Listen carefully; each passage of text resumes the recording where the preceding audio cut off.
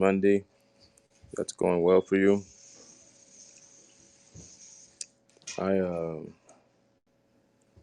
actually got up earlier and looked at a meditation I had done a year ago, and I was using Shunryu Suzuki's book, Not Always So.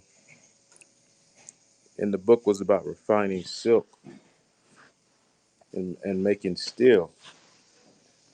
Um, and he was talking about the silk becoming white and pure if we washed it over and over again,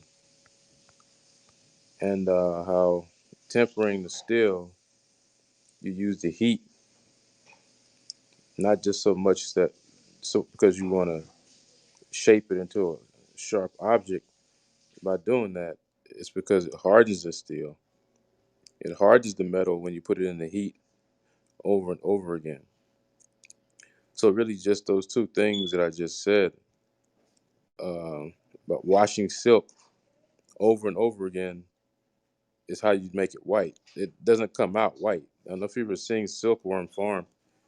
They're pretty dirty. I mean, they're pooping and they're peeing all over the silk. The silk doesn't come out like that. It doesn't come out pure white fibers like that.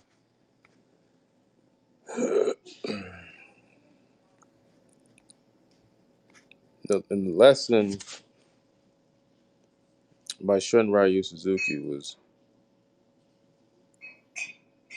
that it's a process of wash, spin, repeat, heat.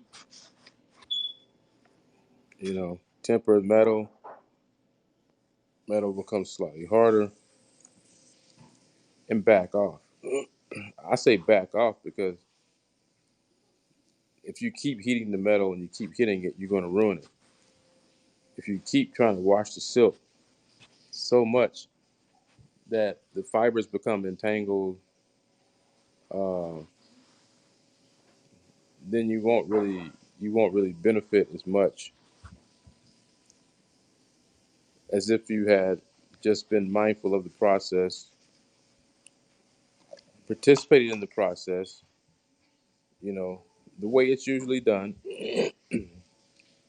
This is how we wash silk for this amount of time using these materials. And we let it dry on the rack for a certain amount of time.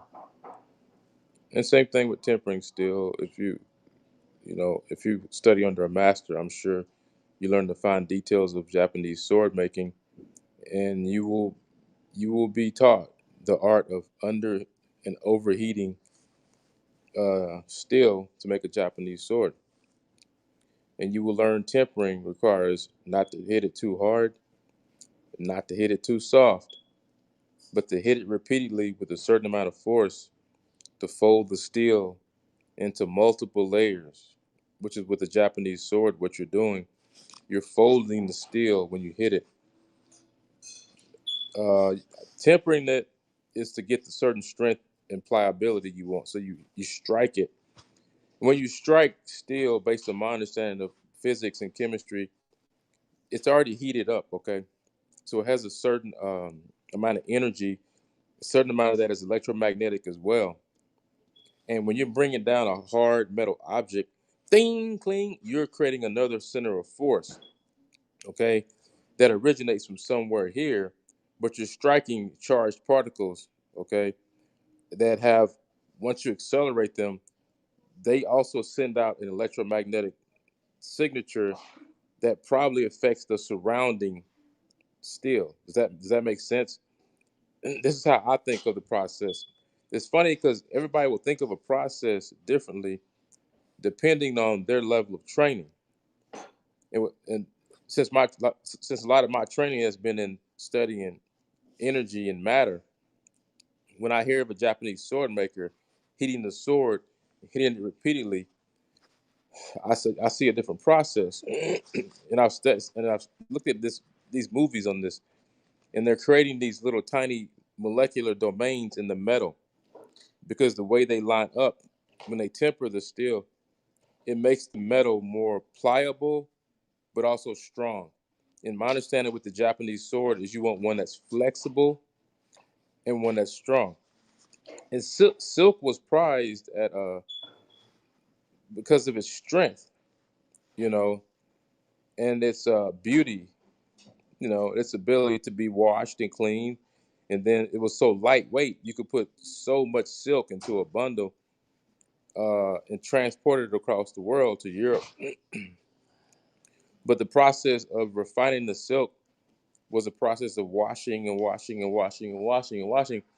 And so when we talk about tempering steel or refining silk, it's just I'm taking these teachings from Shunryo Suzuki's book, Not Always So.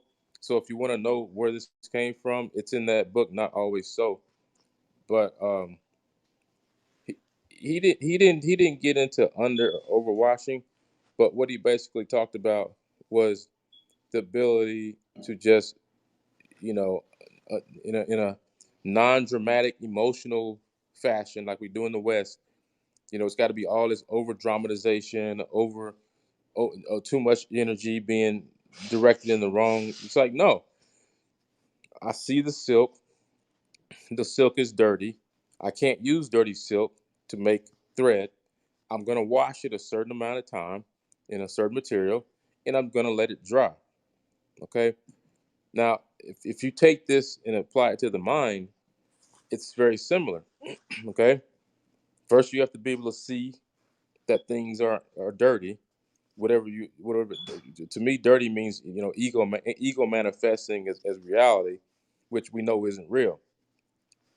Ego manifesting as reality is reality sent through my filter, and then my brain gives it back to me in the version that it feels comfortable with, and that's not acceptable to a Zen Buddhist practitioner. It's like, give me reality as it is. You get out of the way. Emotions, right? Uh, Predispositions about what it is that I'm looking at, right? My own character defects and ego, because the process of refining silk is similar to the process of refining the mind. It has to be done repeatedly over many, many, many years, because we have so many subtle characteristics to our personality and our attachments, right? Ego-based attachments. There's no way without learning about the mind and practicing mindfulness that you're going to see these character personality quirks. You may see part of them when you interact with other human beings, and maybe they may tell you, hey, you know what, you're a great asshole, but it's not usually how it happens. What usually happens with friends and family, we learn to tolerate each other, we accommodate each other. So really, because of the amount of accommodation that our society has built into it, if we really want insight into what we're like personality wise, I mean, you can go to a psychologist, but most psychologists aren't trained in Eastern philosophy. So you're going to be missing a huge chunk of, like, how does the mind really work, right? So when you study with these Zen masters or study their material, which I have, you see the directness of their practice. You know, they would say if you got up in the morning and you didn't feel right and you didn't want to go sit in the Zendo, okay, that's fine. Then that's the meat on your plate for that day.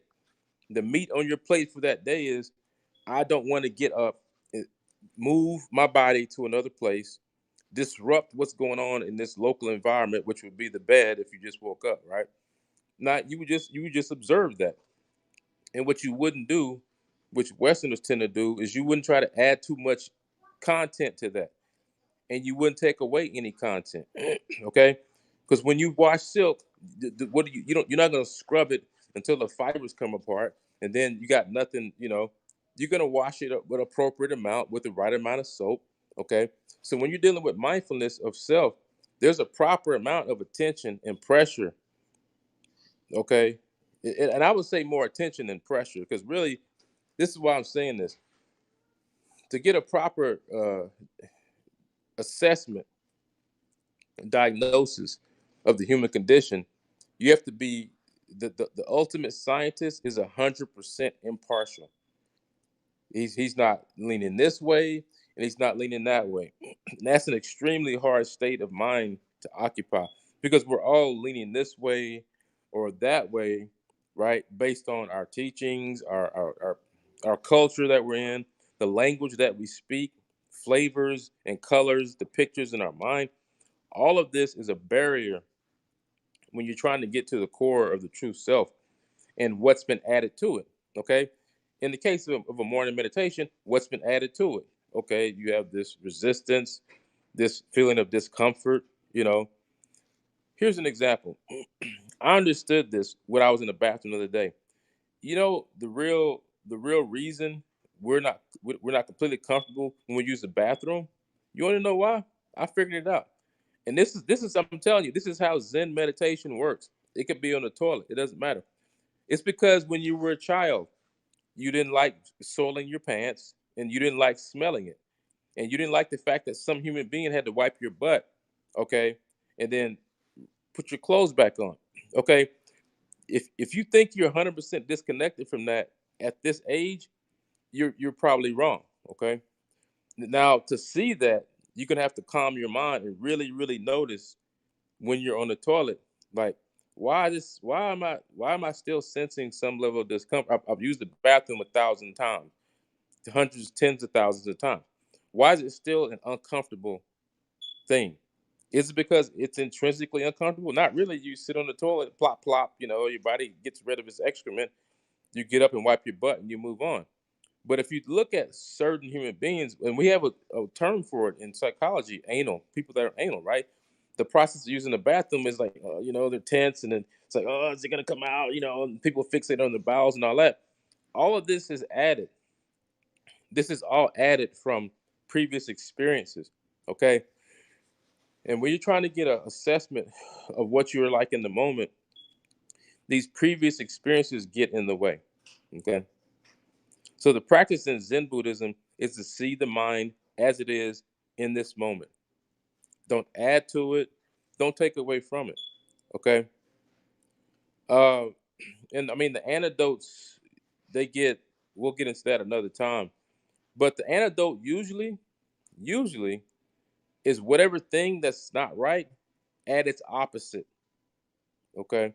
If you're noticing slothfulness, okay, and like resistance to really looking in, then you apply the opposite.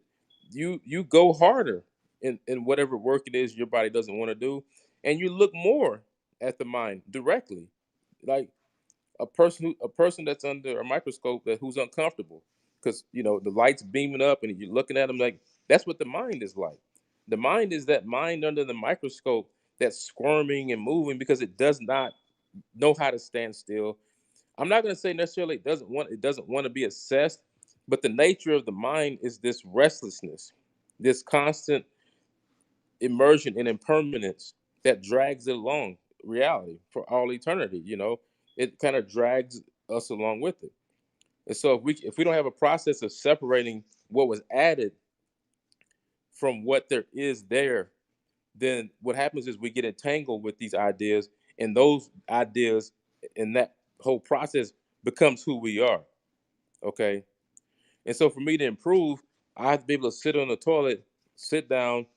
Oh, there's uncomfort. And then have enough insight to look directly into myself and say, oh yeah, this comes from my childhood. And as a child, it was uncomfortable sitting on that little coal pot. You most of y'all were asked out in the middle of the living room. Like my mom, she would put the damn pot anywhere, and you'd be sitting there in the middle of the floor, shitting as a kid, right? And then you're sitting there shaking cold, and then somebody's got to come wipe your butt. However many times. Like this psychologically, I'm telling you, this is the kind of stuff that the mind holds on to, and it applies to every relationship. It applies to every phenomena that you do participate in, whether it be passive or active. There's always going to be a component of attachment that's been added to that late by the mind. It's the mind is constantly adding this. It's like at no charge. It's like, let me give you a little something extra. Except in the case of the mind, the extra that is given me is clouding my perception, and it's clouding my vision of trying to see the true core of what I am, a pure vision. Most religions talk about this, trying to have a pure sight of God, right? The true God and or the true spirit, right? What this is getting at is like the reason you can't see it purely for what it is because you've added all this stuff to it. Okay. And any level of perception that you think is trivial is not trivial.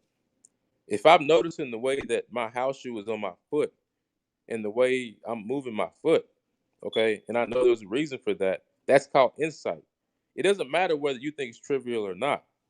What matters is what is. And if I think and talk a certain way in front of an audience, why is that? Is it because of some previous thing that happened? You're not comfortable in front of a large group of people, or maybe you're very comfortable because you always in a house full of people. Maybe your daddy was Pablo Escobar, and there's people in the house every day. So it's for you, it's no big deal to have a lot of people around you. But what I'm saying is, you got to have those type of insights. So as you move out into the world and you start engaging in people, engaging in phenomena, and you start noticing your own reactions, at some point you got to sit with yourself and look directly and see, why do I have these reactions? Okay. And it's not so much of a process like in the West, we get a hammer and a saw, we're going to undo it. The psyche can't be undone like with a hammer and a saw. It doesn't work like that. In the case of Zen Buddhism, what it is it's a direct seeing that happens repeatedly. Okay. And you see the thing for what it is. All right. And there are antidotes and there are practices that I would call psychological. But just the power of being able to sit with your own breathing, just the process of you breathing in and out, noticing the feeling, noticing the pattern. And then once your mind is calmed down to a point, looking directly inside of you and seeing what's on the plate for today. And you have to get to the point where you see the subtleties. Because a lot of the stuff that you're looking at in the mind is very subtle. Like maybe you're gonna do a certain amount of work, but part of you is still like, I don't want to do that. Well, what is that from? Oh, that well, go back to your childhood, probably, right? You didn't like doing housework then, and you probably don't like doing it now. All of this goes back to a previous karmic experience. Is what I'm getting at. I call it psychology, but I can also call it karma.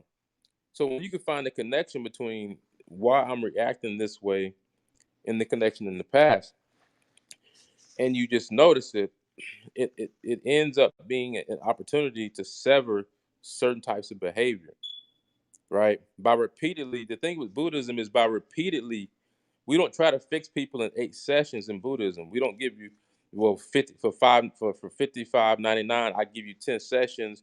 We can do some psychological cognitive therapy, and you may come out of that feeling pretty good. But the question is, do you have the tools for long-term transformation of your personality? Long term, okay? Because when it's really going to be tested is in times of turmoil, in times of lack, times of want, in times of personal distress, personal pain, suffering, when the body starts breaking down, old age, sickness, and death, right? When the body is not reacting the way I'm used to. And this is again what happens. Like we react a certain way towards a society.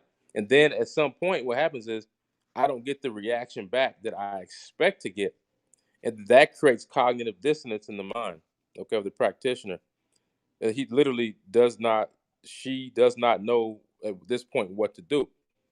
And if you don't know what to do, your mind is going to pick for you based on some previous reflex, some previous teaching, or some previous experience karmically.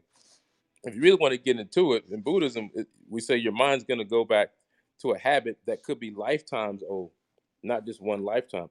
Maybe you've always done that whenever confronted, but you didn't see that happen in your previous lifetime, so you can't use that information in this lifetime. Okay, what you can do is observe yourself at all times.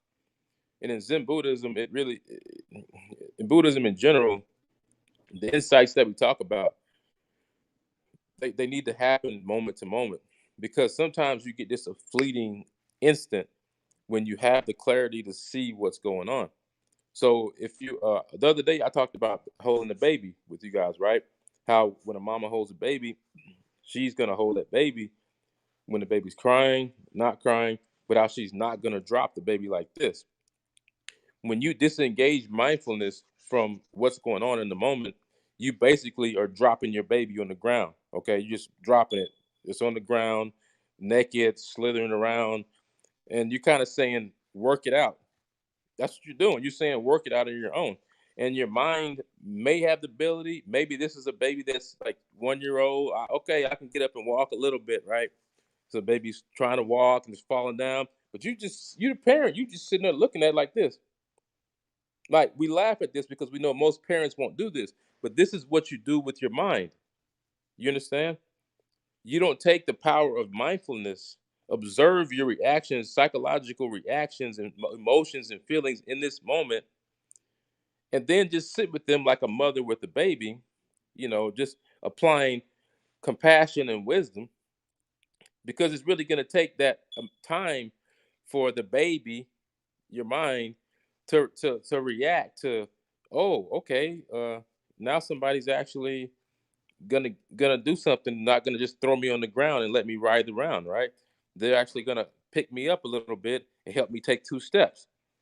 Okay, when you apply mindfulness like this on a day-to-day basis, it basically you're helping the mind, you're teaching it to walk the 2 steps, the 3 steps, the 4 steps, and you don't just drop it off buck naked on the ground impaired, which is what most of y'all do. Most of y'all get into a situation with another human being or whatever, and things are parents, family, doesn't matter, and you get some kind of feeling in your mind. It's this cognitive dissonance, or it may be anger. It could be embarrassment. It could be just not giving a fuck. Like I don't really want care about this at all.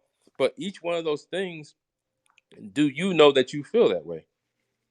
Do you know how you feel when confronted with a million different situations that can happen on the planet Earth? Some are going to be unique experiences. My friend talked about jumping out of an airplane the other day. I'm like, yeah, that's a unique experience. I know what it felt like, but so I know what I feel like to be in an overwhelming situation, which is what that's really about. Being in an overwhelming situation in which I have no control. My desire in my life was to force myself into overwhelming situations where I have no control, so I could observe my own reactions. Okay, I wanted to know what it felt like to be the same thing with martial arts. If I went into the dojo and I had to fight 5 people that day, I knew 3 or 4 of them were better than me. But the spiritual lesson is, how do I react to being overwhelmed, subjugated, controlled? Like, do I have the insight to know when to contract or when to expand? Yin and yang, right? Like there is a next proper reaction to an action. It might be death, but that's not the end. It's still something still going on. It's just that your reaction didn't lend you to deal with this level of existence anymore. But here's the point. The point with what Suzuki Roshi is saying, again, with washing the silk and making the iron, is that it's a repeated process.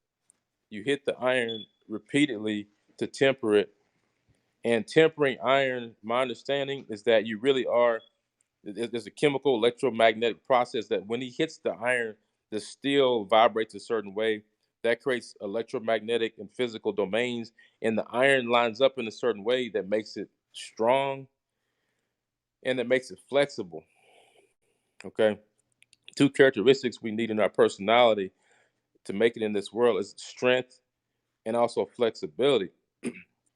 But I would say his example of washing the silk over and over again is us being able to take a look at our own personalities in each moment, right, from the Eastern philosophy standpoint, in each moment, and get a clear snap. So it's like a Polaroid. If you take an old Polaroid camera that we used to use, we would get the pictures right then and there. So if I take a snapshot of my mind in each moment and I got the Polaroid, here's the question: is the picture clear? Okay, is this actually what is actually going on in my mind, or am I one? I'm so gone, and I have no idea what's going on. That's fine. Then just say what you see. I have no idea what I'm looking at. Okay, Some people look at the Polaroid picture and say, "Oh, that's my anger, probably because I don't like situation." Okay, that's good. That's a certain level of insight. I mean, hold on to whatever level of insight you have. But then when you go back to the teachings, you understand that ultimately, right, everything is empty. Everything is dependent on everything else. So you looking at this situation as being a permanent thing that's affecting you permanently, that's your own ignorance. And it's our own ignorance that keeps us bound on the samsaric wheel of existence, right? Where suffering is a recurrent thing. And so the washing the silk a certain way is an analogy for you becoming familiar with your mind and learning how to slowly introduce something else into the equation. Because I don't think you can train the mind by forcing it. I think what you have to do is you have to introduce something else into the equation. So you say, hey, let me try this. Or some insight that you have based on wisdom allows you to see the other person, the connection that you have to them, and be less judgmental. Even that process slowly changes us over time. So it is something that you have to be willing to commit to, okay, over time. And you have to commit to being a student of metaphysics and psychology, okay. But what you will get in exchange is that you will, as you age and progress, uh, not be as shocked as some people will be by how they react to death, old age, sickness, war, famine, pestilence, political upheaval in countries. You will develop what's called equanimity, which is the ability to be the same in any extreme situation. Equanimity is developed by this process of getting to know ourselves. So really what I'm doing is I'm taking Suzuki Roshi's lesson on silk and steel and saying, this is how you become familiar with yourself. Like the person has to get up every morning and go collect the silk, right? And they have to put a bunch of silk together and they got to try to wash it. And then they learn over time, like if you wash the silk a certain way, you ruin it. If you hit the, do you know how many swords have been thrown away? I've seen documentaries like they will hit the sword a certain way when it's hot, it'll break and they'll throw it away. They got to start over. It doesn't matter that it took them 6 months to get it to that point. We're the same way. Maybe it took you 6 months to get to where you're at, but if you hit, the iron when it's hot too hard, then you may undo some work that was done previously. Or if you choose to not hit it, now the iron's stuck at a certain level. You can't temper it so that it becomes stronger and stronger. It just stays right there. And most people are actually just happy with it. They're just like, oh, I'll just be right here. But that's not what's happening. Like nothing remains stagnant, stationary. Everything is moving forward with or without you. That includes your mind, okay, and your body and your physical processes. They go forward whether you are aware or not. The uniqueness of the human mind is this capacity for self awareness that the other animals don't have. I don't think on the degree that we do. Okay, so because of our capacity for self awareness, it separates us. That's the apple. We bit the apple. Okay, he didn't give the apple to the snake in the garden. The llamas weren't eating the apples. It was the human species that ate that apple and gained the powers of self awareness, which is necessary on the path to becoming gods. I mean, to be at the God level of consciousness, you have to be completely self aware of every single thing in the environment, including self, and every atom, every electron. I mean, it's a level of consciousness that I think we can't experience like this, but you have to be aware that there are levels of consciousness where us and the environment become one. Okay, and the way this plays out in Zen Buddhism is one. When you become one with yourself, there are no more surprises, and you can prescribe the antidote for any sickness that you see in your mind. Right, over time, you become more and more familiar with yourself and what's necessary. Um, Yeah, I mean, a lot of these teachings they seem esoteric, like talking about silkworms and metallurgy in relation to psychology, but it's not really, because most of the things that we do in life apply to something else. Like our reaction to a little thing, like at home, how we react to a, a recurrent situation. Like say you keep telling your kids to put the toys in a certain place and they won't do it. How you react to that situation and your ability to see into your own psyche when you react, that's your opportunity to create the alternative. Because the thing about the brain and the mind, and we notice this in Buddhism is Buddhism is that we can use the creative process itself to create change. So we call it in Buddhism the poison, basically being the antidote for poison. Okay, and the reason we say that is because my mind at every level is delusional, but I'm aware of that. I'm aware that even at my best, I'm getting tainted information from my mind. But you have to accept that's where you're at that level. Take whatever you get, okay, and then you apply the antidote for whatever that may be, the problems you're having at that point in time. But none of that works, in none of the schools of Buddhism. None of their techniques work until a human being has the capacity to become self-aware. Okay, and when I say self-aware, I mean conscious, subconscious, sleeping content, as far as you can go. And obviously the masters went all the way. Right, they were completely self-aware, and it's hard for human beings to imagine that that's possible because it's not something you can't go down the road and find somebody who's 100% self-aware. Usually you're talking about someone from a different culture, or we're talking about Suzuki Roshi right now. I mean, I don't know what level Suzuki Roshi was at. He was at a high level, enough to be a teacher, a great teacher, but it's hard to find authentic teachers in today's world. So that being said, when you get any core of a teaching, like handed to you by another person, and it's truthful, you need to hold on to it. And I'm telling you, the core teachings of Buddhism are self-awareness at all times. Okay. And you get into meditation and you get into breathing and all that. But what the process breaks down to ultimately is self-awareness at all times. Okay.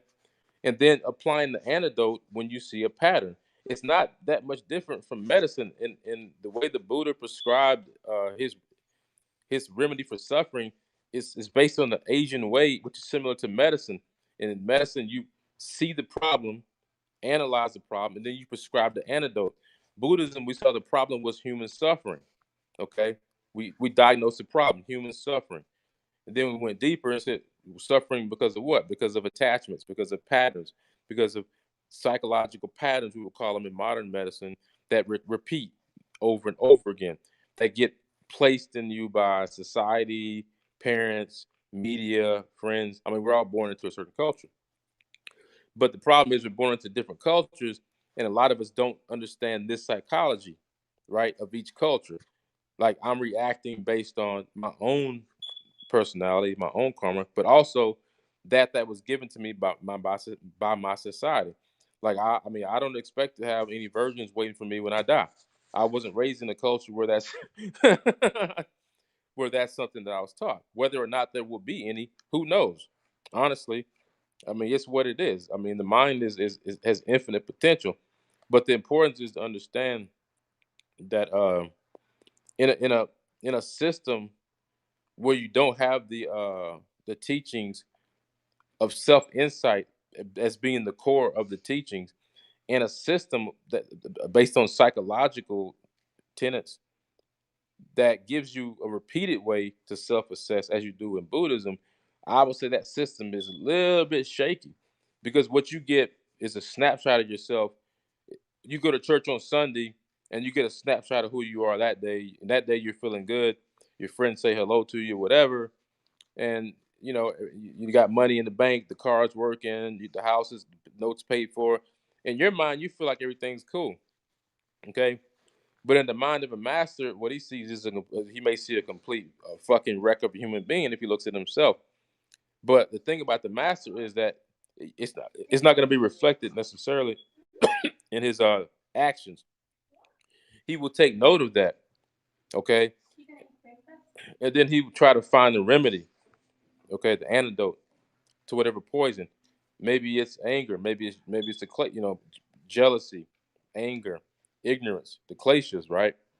Jealousy, anger, ignorance, attachment, right? Aversion and attraction. Always wanting to be next to what gives me comfort, but always pushing away that which is, in my mind, perceived as discomfort. Aversion and attraction. In Buddhism, and aversion and attraction, they have to be dealt with, because you can't get insight into the self if it's always met with aversion and attraction.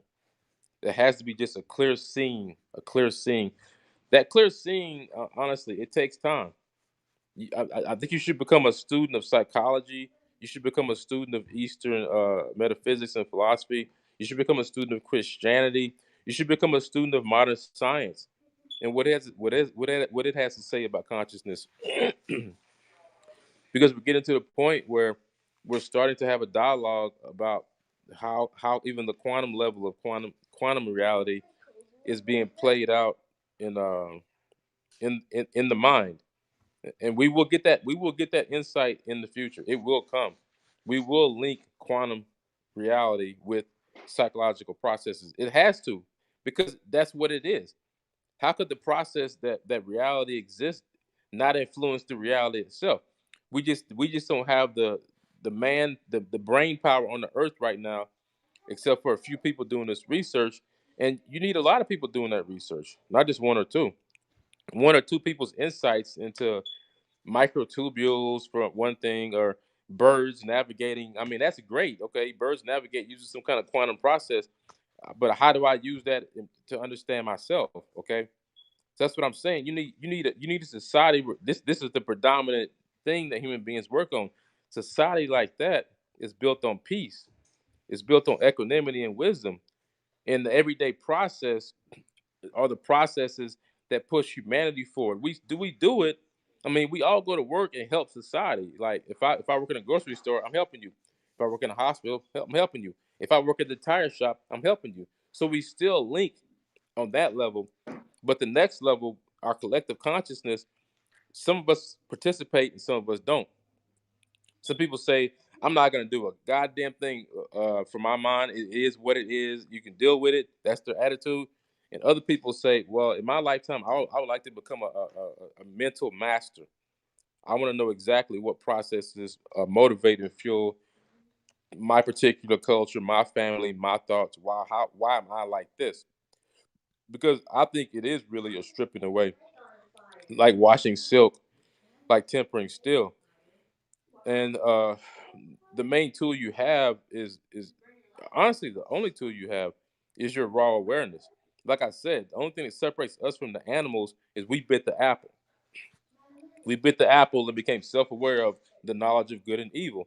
Well, the knowledge of good and evil is the knowledge of us itself. The snake represented wisdom. Okay, in the ancient teachings, he wasn't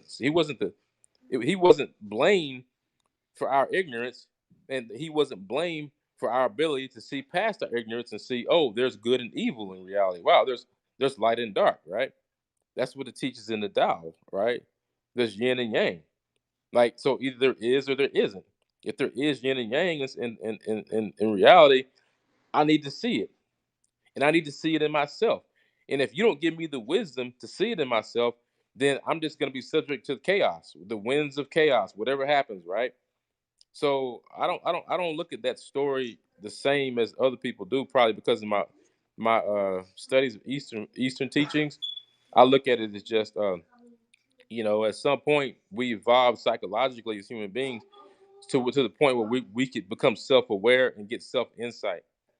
And then other human beings, sages, saints, whoever, they push the process to its ultimate end, to become completely self-aware, even to the point of transcending the physical boundaries of the human body and not needing the human body to exist. This is where the process can go. Even though it's hard to believe, people don't believe that the mind can be refined to a point where it doesn't even need the human body to exist anymore. But according to the teachers, that's where the mind can be at, in a place of purity, existing without defilements, without attachments, where it can just be part of reality and just see what's in front of it, and that's it. And then it can participate through some process I don't understand, but the human being is bound in. We talked about this Golgotha, right? Where Jesus was persecuted, the place of the skull, right? Human beings are just not realizing that our skull is a prison for us. Some people don't realize that. Like the processes that happen between your ears and the five senses feeding that process is taste, smell, hearing. It is a intoxicating process. And when you're constantly intoxicated, it's hard to get at the truth, right? Like you need the intoxication to go away. You need to be sober. So, in an Eastern sense, the sobering process is learning to just look at self and all the processes happening with the five senses, with the emotions, and not adding to it and not taking away from it. You just take note, like the Polaroid camera. And if my picture is clear in the Polaroid, I can see what's going on and I can apply the antidote. And the antidote ends up being the same process that you use to see the awareness itself, the raw awareness, But compassion and wisdom are the two things I talk about the most. And each specific thing you will see recurring will be dealt with in its own time. But you will need to learn a wisdom.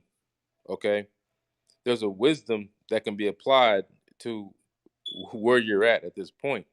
From one of the masters out there, whoever, Krishna, Buddha, Jesus, right? I'm studying Suzuki Roshi. I mean, these teachings have been passed down from antiquity. So if you really want to know how to master self, if you really want to know how to not die being a slave to your mind, the information is out there. But you have to be a student for life, and you have to refine your raw awareness. Like until that's just like me trying to teach you or trying to talk about someone mastering their mind without understanding what awareness is and how it plays into it. It's like me sending you to the gun range with a bunch of bullets and a gun, and I say, I would go out there and work it out. Go shoot us some stuff and see what happens. Like it's that kind of a chaotic process. When the masters have come in and they've given us specific antidotes and remedies, right? The Buddha talked about suffering in the Eightfold Path. What is the Eightfold Path really about? Right understanding, right view, right speech, right action, right livelihood, right effort, right concentration, right meditation. So you have different levels of penetration from the body to the mind. And there's a philosophical approach, right? Based on human beings' relationship to the universe and society. But what that approach really is, the Eightfold Path, is a way of going deeper and deeper into ourselves and to realize, understand what we are in our relation to the universe.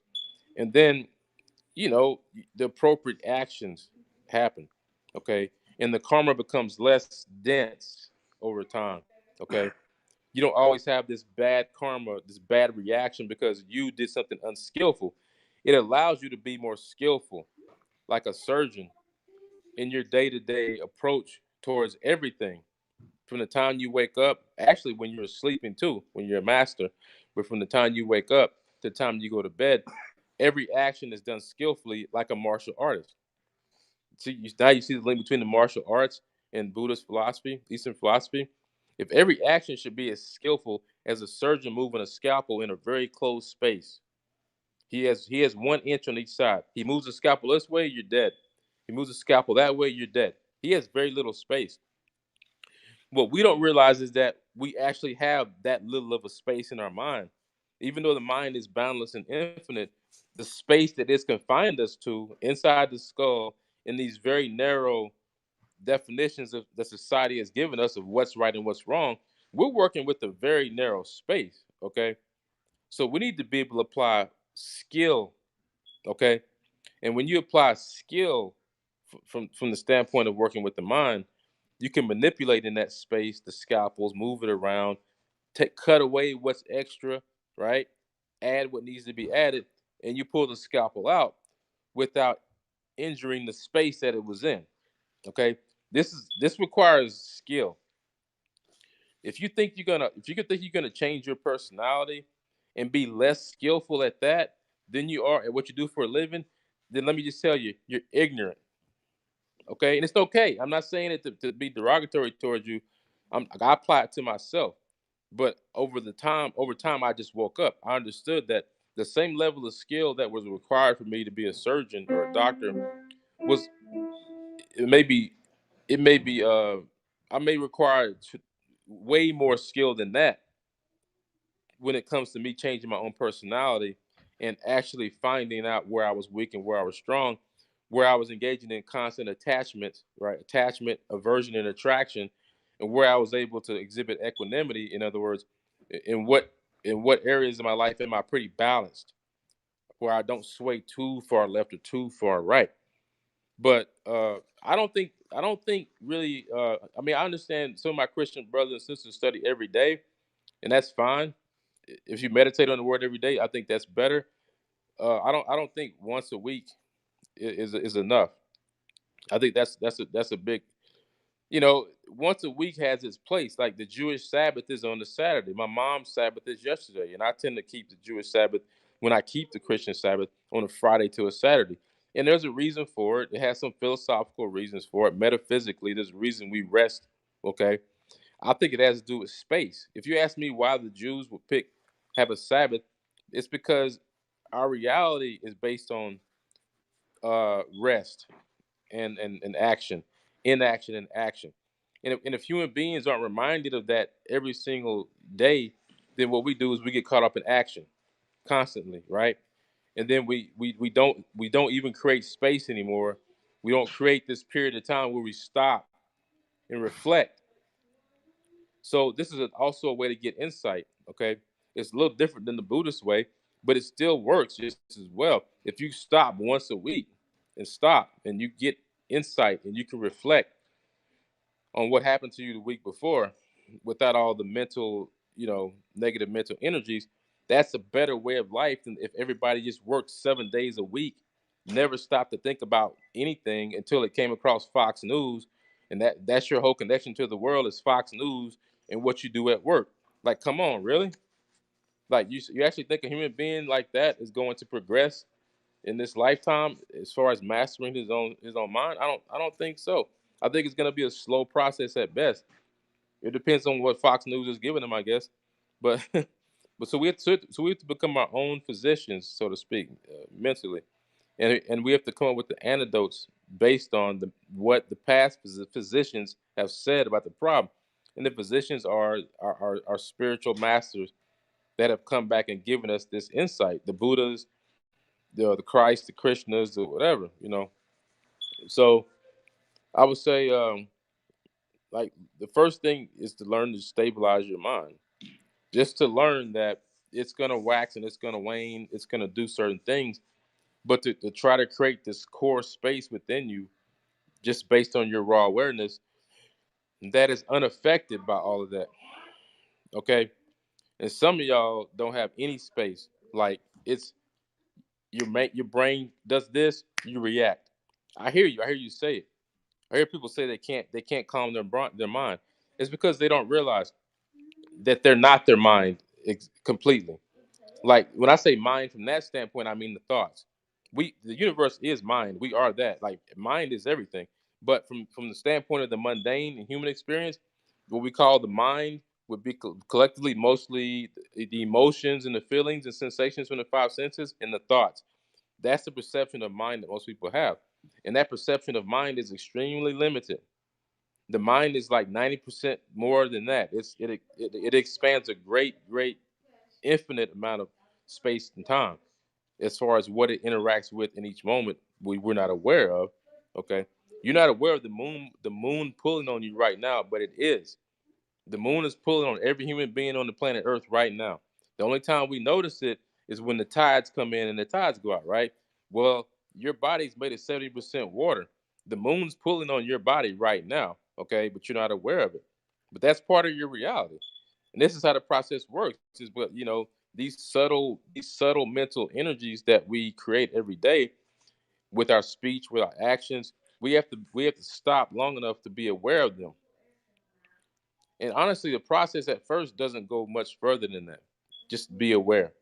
And then, like Suzuki Roshi said, when you see the problem, okay, you wash silk over and over to clean it. When you see a certain character trait or whatever, I mean, you're gonna work on it over and over again using the skill required. Okay, the skill required for that problem. But it does require you to have the discipline and the desire to get to know self. And it said in, I think, the Greek temples, it would say, or the Egyptian temples, it would say over the door, know thyself, is what I heard.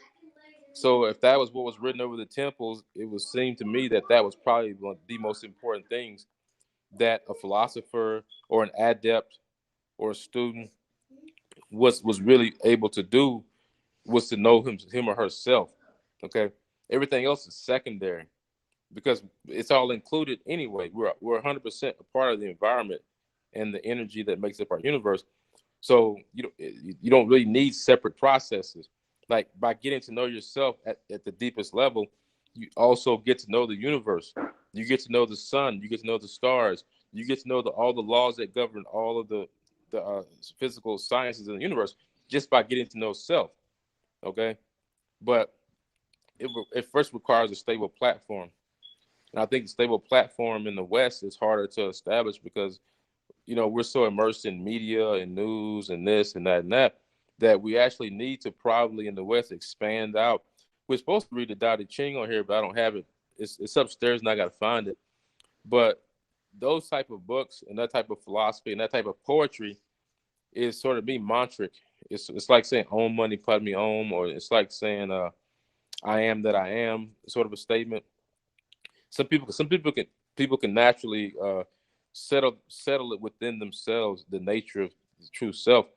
But some people it's harder because they're engaged in discursive thought. Early on in Buddhism, you learn about discursive thoughts and how they run the mind. And as you get to be an advanced practitioner or more advanced, like at this point, I've been practicing it for probably decades. I don't have discursive thoughts like that anymore. There's just space in there, and then a thought will come up, and I will sit with it and interact with it. Okay, but when I hear people say they have this train of just uncontrollable thoughts that come like that, tells me they're dealing with what Buddhists call a monkey mind, a mind that's untrained. And the problem is they haven't been taught the proper way to train it, to observe it and give it space, and quit trying to alter it. Just accept what is for what is, see what is for what it is, and that's the core. That's the core of the teaching. Okay, like we always want action and action, action, and it's not always about that. Like to really, really, if you look at the people that have cataloged nature, the great scientists, what they spend most of their time doing. Somebody in Africa sat there and looked at the rhesus monkeys. They just stared at them for day after day. That was their job, right? And they wrote down what the rhesus monkeys did, what they ate, how they pooped, what their family structure was like, all that. They didn't interfere. They didn't go in every day and like, rhesus monkeys, what you doing, right? But human beings do that with their own mind. They want to, what's going on in there? Yeah, right. When the discursive thoughts come through, they need to be more like a researcher that's observing an environment. Okay, you got this infinite environment between your ears. It's infinitely large, and you have to become aware of the processes via which it works and what it's producing with those processes. Because ultimately, that's what we're calling us, even though I don't think it is. But we call ourselves that stuff, the mental thoughts and the memories and blah blah. But until you become familiar with even that level, you're still going to be caught up in thinking that you are 100% like your thoughts and your feelings and your emotions and your reactions to what happens in reality. Also, that becomes you. Okay, but this process gives you more space, man. What you ultimately need is more space to make the observation, and you need more peace to make the observation. As far as the physical body goes and materialists, I mean, Buddhists have taught and been teaching that everything's basically core at its core emptiness, and so it's not as hard for us to get not caught up. It's like, well, if physical things are there, they're there. If they're not, they're not. When our great teachers are in caves meditating with nothing, with like they have one robe and one bowl and they're in a cave for years, and through that process they penetrate to the core of their mind. Then it tells you there's something about taking things away. Okay, all the great masters eventually went out into the woods and they shunned the material society, And they worked on this process that I'm talking about continuously, moment to moment, day by day. If you go read, and if you go read about the Buddha, you can read about what it was like before he became enlightened, and you know that he saw Mara, and Mara sent his daughters, and he was tempted. It's similar to what Jesus went through with after his 40 days and 40 nights. But what some of y'all don't understand is they're describing to you guys a mental process. If you'd have walked upon the Buddha when he before he became enlightened, you wouldn't have seen any arrows or stones being thrown at him. You wouldn't have seen Mara sitting there sending his daughters to tempt the Buddha. That's you would have seen nothing but a person sitting in blissful meditation. And the same thing with Jesus. You have to realize some of these metaphors and these the anthropomorphism that we have, like we need to put it in its proper place, man. What these saints and sages experienced was a mental psychological process that human beings documented, and they tried to put it into place.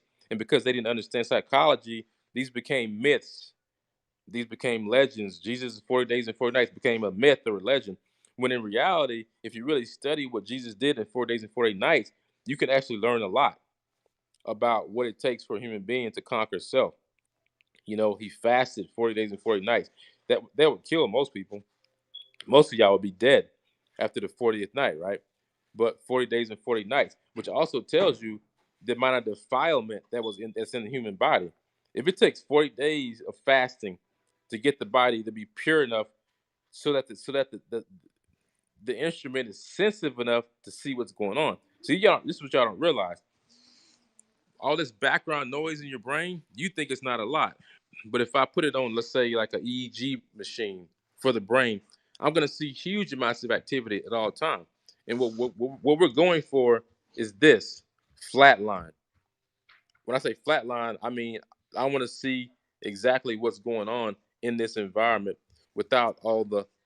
And so when the masters sit under the tree and they fast for 40 days and 40 nights or whatever, it's just a process of purification. And then it allows them with the mental discipline to get a snapshot of what's going on.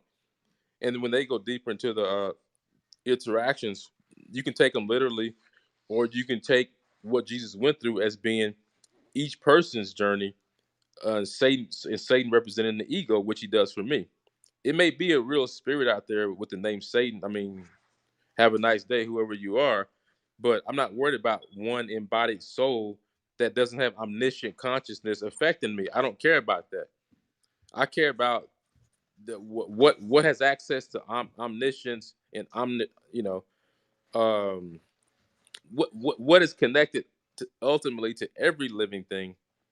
As far as what we call a God consciousness or life or yeah, a God consciousness. And I'm more concerned with that because you know these contacts we have with negative forces are mainly within ourselves.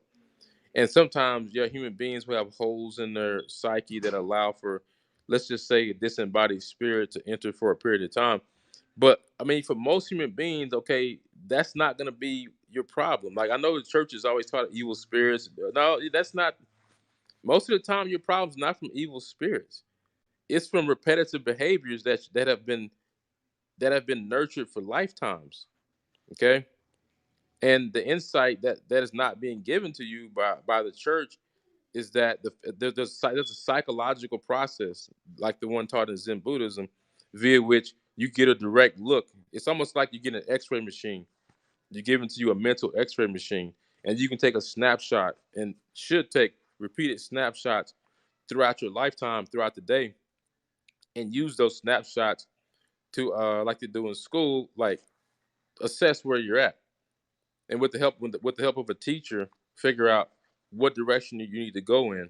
Okay, the process in the West is very, very. I mean, in the '60s, we went through the gurus and the yogis and the dropping the acid, and we all got conscious during the '60s, and then conservative America came back and Christianity came back with a fervor.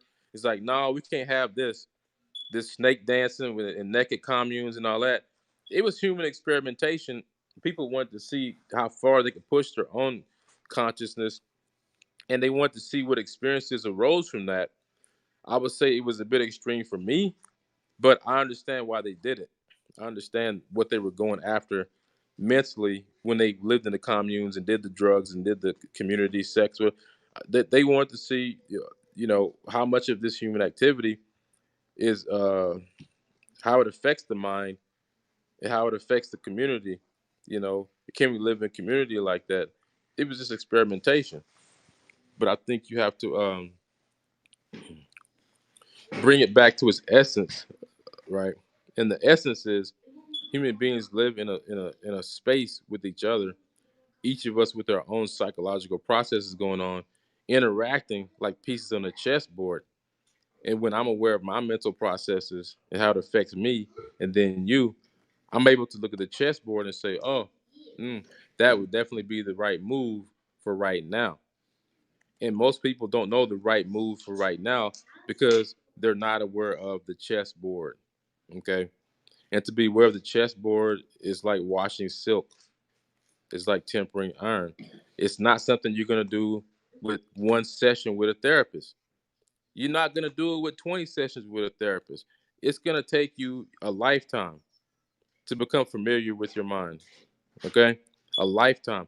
The most a therapist can do is give you a tool. So the Buddha didn't come in here and say, I'm gonna fix you. I assume he's a great therapist. That's not what he said. He said, I'm going to give you the tools to understand yourself, and then you can fix yourself. And Jesus said the same thing, honestly. Like, he talked about if you think of a sin, it's a sin, right? They're telling you right there. They're elevating it to the level of psychology. It's even in the Bible. Because Jesus said this. He said that if a man if you think about a sin, you've already sinned. To go and do it physically is just another level of reality. You've created the reality in your mind when you have the sin in your mind and you don't deal with it.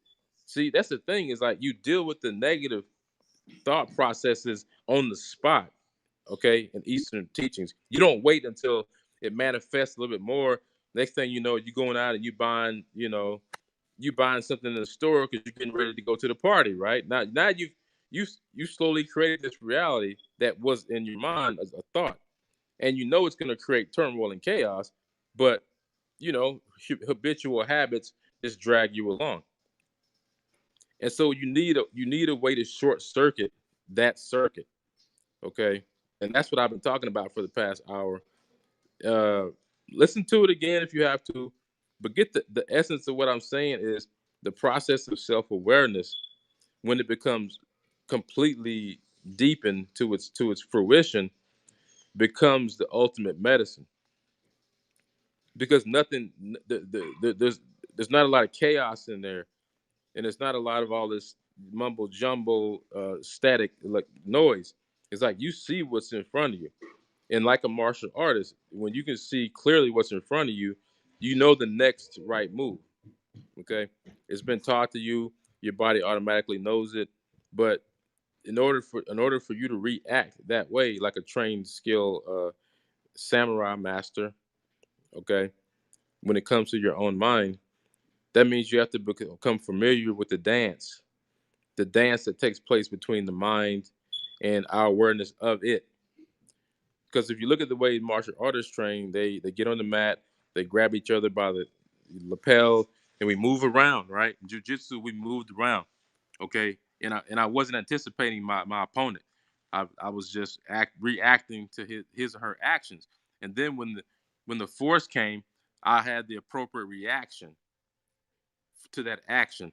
And if my reaction was inappropriate, you know what happened? He grabbed me by the gi and he choked me until I tap out.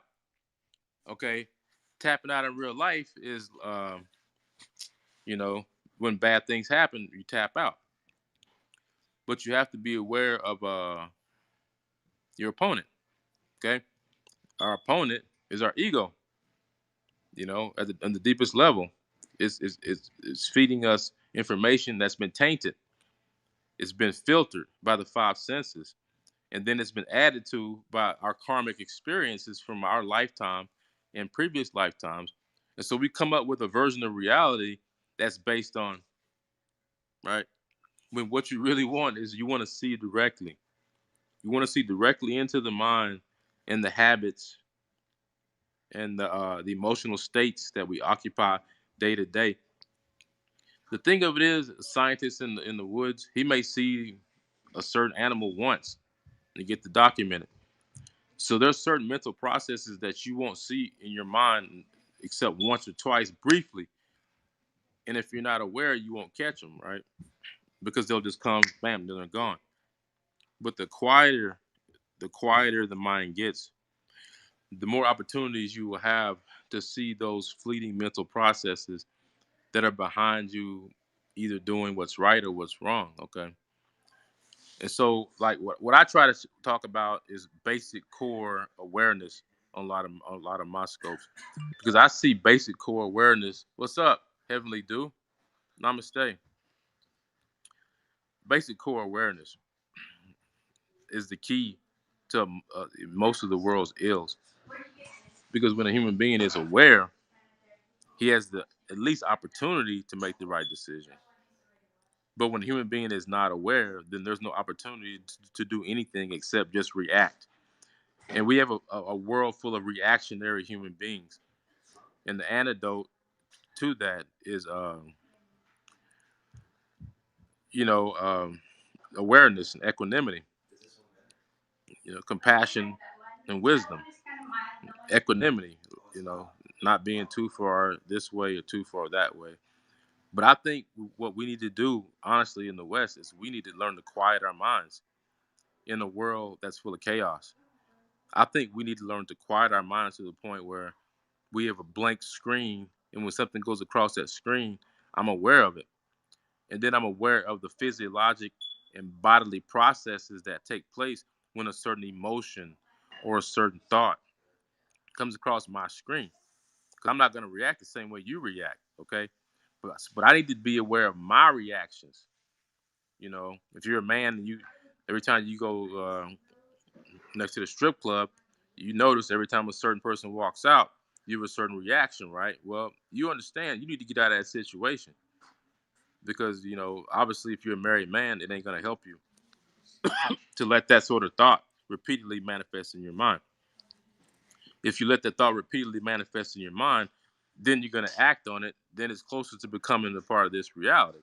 It's no different with any other mental process. When you see your kids are reacting a certain way and you see there's an emotional content involved in that, then you may see the opportunity to jump in and stop it right there.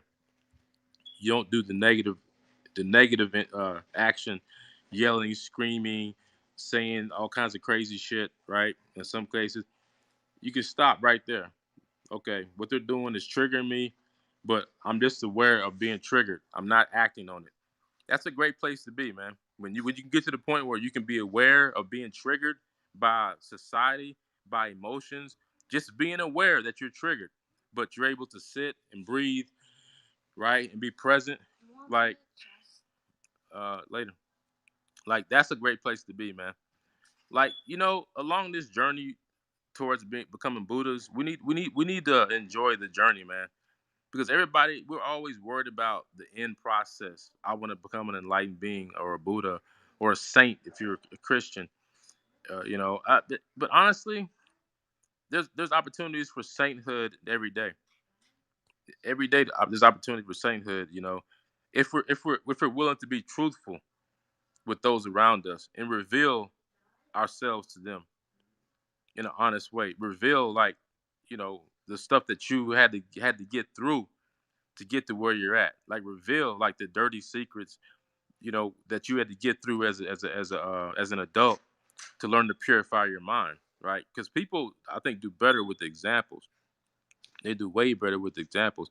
But to be honest with you, the first time I became aware of that philosophy of awareness, it was fairly new to me, but it made sense because I had studied psychology. It made sense to me that my subconscious and mind are continuously working. So why am I picking to do my work like 9 to 5? Then I stop because my mind is continuously working. Right? It doesn't stop. So then it gets to the point where you realize like, oh, okay, so I need a way to be aware of what's going on in my mental 24/7. all the time. Then you get to a point where you understand that your mind already has a capacity to do that if you just learn to stop and slow it down, right? And take that light of awareness and sort of turn that beam up, is what I'm saying. The constant practice turns the beam up. And then it sees more of the environment, more of the self environment that helped create the reality that you're in. Because anything negative that's going on in your life right now, there's 100% guarantee you help co-create that situation. And if you went back in time with awareness, you would have the opportunity to do something different before you got to this point. But what I'm saying is, since you can't do that, develop the awareness now of self, so that you can see the processes and you can short circuit these processes before they gain root. Okay, before they gain root. A lot of us who study Eastern philosophy have backgrounds in medicine, and I think what you'll see is we will start interpreting it like psychology, and we're not trying to take away from the spiritual, metaphysical, whatever people are attracted to. What we're trying to do is give you like modern psychology. This is how we learn, from Freud, from Jung, from Piaget, from Erickson, and now we've studied these Eastern teachings, and now we're saying to you like, no, they make perfect sense, okay, as a cognitive therapy tool, but they make sense from a standpoint of just being a human being, and no one understanding how a human being functions and how you refine the mind to the point where it reaches the level of sainthood. Okay, where you reach the point of sainthood, which is to me like the undefiled throne and the sea of glass around the throne that's undefiled by turmoil and chaos and waves, right? The throne of God that's sitting with the angels around it, singing forever and ever the praises, and the undefiled sea of glass in front of the throne. That for me defines it. Okay, it defines the perfected consciousness. Okay, the perfected consciousness as it re-enters its family, God, which is God consciousness. And so what can we expect? Well, this gives us clues. You can expect there to be perfection. You can expect there to be no turmoil. You can expect this randomness to the brain to go away. Okay, you can expect there to be a unity of consciousness across the board, where it's okay for you to see directly into my conscious and me to see into yours. I'm talking about it in the kingdom to come, right? In the kingdom to come, human beings ain't gonna have to ask, "Are you a murderer? Are you a rapist?" Because I want to be able to look at you and read your mind and tell. All right, this is where we're evolving to. So those of y'all that you got all these crazy ass thoughts in your head, and you want to murder, rape, and pillage and kill, and become a congressman. I'm just I'm just telling you, it's getting to a point where human beings are evolving to truly collective creatures. Where if you're around me and you have negative thoughts, I'll be aware of it. Okay, and I think that's where it needs to be anyway. That's the whole point of being in the Zen though, with a teacher, is you can't fool the teacher. If you're in front of Suzuki Roshi and you're sitting in Shikantaza a certain way and moving and squirming, and he's gonna look at you and be like, "What's going on in your mind? Like, what are you distracted with right now?" So that's my question to you guys today. What's going on in your mind? What's distracting you today from doing the next right thing? And you know what the next right thing is for your life. I don't know what it is, but you know what it is. It may be go get a glass of water instead of a beer or whatever. It may be learn to just shut up. You know, when someone around you triggers you. But practice that. Practice just being aware and doing the next right thing. Like that's a very practical way to use these teachings. Just I'm aware. I'm gonna do the next right thing. Other person's gonna do what they're gonna do. If they want to participate in the process and they want to learn, fine. If not, the train's gonna still gonna be rolling, man. And I want to be on it because me myself, my goal in my life was to learn as much as I possibly could about my own mind, about how the mind of human beings worked, and how the physical body operated and supported that mind. But what fascinates me is that I've learned later in my career that it's possible and probable that my mind includes everything in my environment. Okay. And that my mind is actually not different than your mind, that we're sharing the same space, so to speak, but looking at it from different perspectives, different points of consciousness. That's an intriguing way of looking at reality. It's a different way of looking at reality, but it's much more beautiful and much more holistic and connected. And it means that what benefits me benefits you. What creates peace for me creates peace for you. What creates harmony for me, for you. Disharmony for me, for you. And for the most part, human beings, that's what we see. We just don't acknowledge it. We sit and let our kids go through the same exact problems that got us divorced or jobless or whatever. We sit back and we're helpless. Like, how can I teach my kid? Because our kids need to learn mindfulness.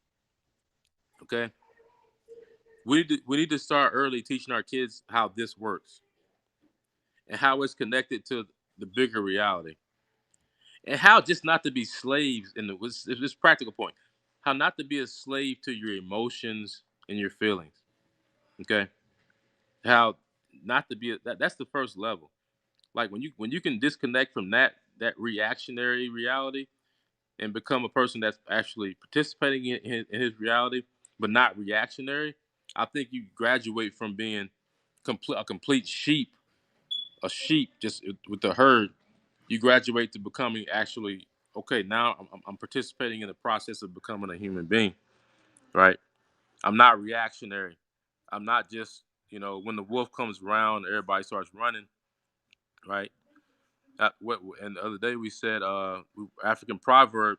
It said the sheep spend their whole life being afraid of the wolf, but then they get eaten by the shepherd, right? So the shepherd would be your ego. He's sitting there the whole time. It's gonna be okay. We got the wolf, and you think the wolf is over here. It's the blacks or the whites or the Mexicans or whatever. And the whole time, the shepherd saying, "Yeah, we go eat mutton tonight, shit, right? We go eat mutton tonight." And that's what's happening. Like what you should be concerned with, you're not. What you are concerned with is mostly bullshit. Okay. Because you're not going to stop the process of old age, sickness, and death. You're not going to stop it.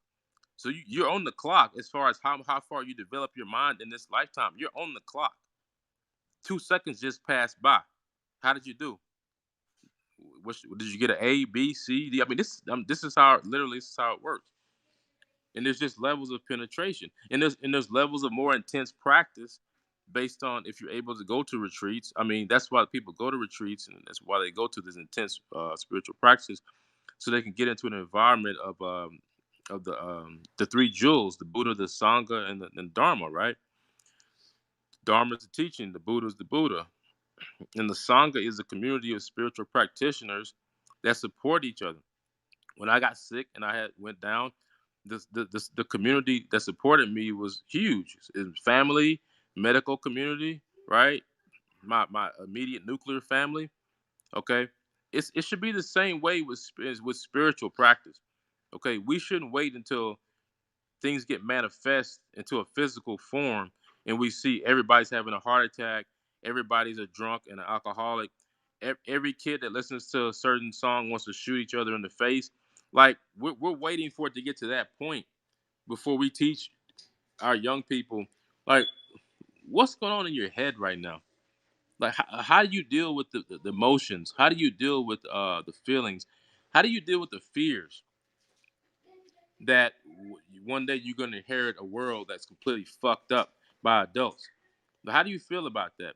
Because those thoughts are relevant, man, and and we need to give them the tools to deal with those thoughts and not be taken by them and drugged by them, but be the master and say, no, I'm aware of this process, and I choose to use a remedy, or I choose to use a positive practice to react to my environment, which includes my thoughts, my speech, and my actions. But it's not perfect. No, nobody gets it perfect. We slip. But I guarantee you, a person who starts engaging in this type of reality in reality testing and using these ancient forms of psychology to assess ourselves. But it's an active process. Like when I get up in the morning, I'm immediately aware of my mind and where it's at. And if I lax for a certain period of time, I snap too like that. I go, whoa, hold on. Oh man, I just get you free reign for like 3 minutes, right? Like no. The king needs to sit on the throne. Okay, you're the king. It's your kingdom, right? That's your kingdom. Your awareness. That's the king. The king needs to be on the throne next to the queen, or the kingdom doesn't get ran properly. If the king is on the throne thrashing around having fits, or he's hopped up on drugs, or he's so emotional he can't even talk to the queen, that he has to bring the court jester in. Hey, can you run the kingdom? A lot of y'all's kingdoms is being ran by the court jester. Like that version of Batman when the Joker was in there, Heath Ledger. A lot of y'all got Heath Ledger's Batman running your mental spiritual kingdoms, like that kind of a psychotic, crazy. Yeah, you don't realize it though, but because you've been taught this and fed this your whole life, you think, oh, that's normal. Well, it's normal to just blow people up when they don't do what I want, right? No, it's not normal to blow people and their fucking babies up. Okay, that's not how sane civilizations, enlightened civilizations, deal with their problems. You know, like since we don't know what's going on in the rest of the universe, all we can deal with is what's in front of us right now. And we see human beings have the capacity for both good and evil, but they have the ability of choice. And all the ancient masters were doing us is telling me that choice starts and ends in the mind. And so instead of looking out here at what everybody else is doing and what race is doing what, internalize that process and perfect self. And then a perfected jewel of a human being, a Buddha, has a profound effect on his or her environment, of course, his or her reality. Okay. So we got to choose which approach we want to take. We want to keep focusing on external things in the West. You have to focus on what's in front of you. But what makes us want to overconsume? What makes us want to keep consuming plastic until it's like the fish in the ocean have like hundreds and hundreds of miles of plastic that they can't get through it because I want the convenience of being able to drink out of a cup one time and then I throw it away. Oh, where'd that plastic really come from?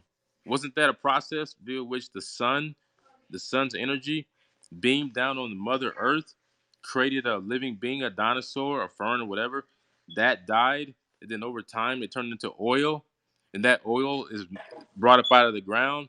We turned it into plastic. Oh, so really, plastic is a really profound, like complex chemical that has millions of years of history. Except my relationship with it is I want to drink out of you one time, and I want to throw you in the ocean so you can kill a fish. That's our relationship with it. And I'm just telling you, like the awareness of this type of thing is what we don't have. So we think everything is built in isolation and it doesn't concern me or it does concern me. But that plastic cup's been around longer than your whole family, generation to generation. I guarantee you, if you go back to how long it took to make that plastic, your people probably had just got off the boat. They weren't even on the boat because this is prehistoric times, man, when we created these plastics. And this is the thing that intrigues me, how human beings don't realize, like, nothing on the earth was put here for my convenience. The stuff's here, the resources are here that are here. I choose how to use which resource. We could have choose to take the Chinese gunpowder and use it to learn to cauterize wounds, or we could have used it to make a gun and a cannon and blow somebody's balls and legs and arms off. Well, which one did we choose? Both, both. I'm sure gunpowder has been used in the past for cautery, for wounds, and it's been used to blow people's balls off. So human beings always straddle the fence. We always have this devil and angel going on. And I'm telling you, the way to tilt the scales toward the angel on one shoulder, then the devil on the other shoulder, is by refining your own awareness of your own mind. And look, there's hundreds of different schools that teach you to go in and master and become aware of your own mind. But ultimately, you're going to choose the method that is available to you And ultimately, you're gonna make the choice. This is the most important point before I go.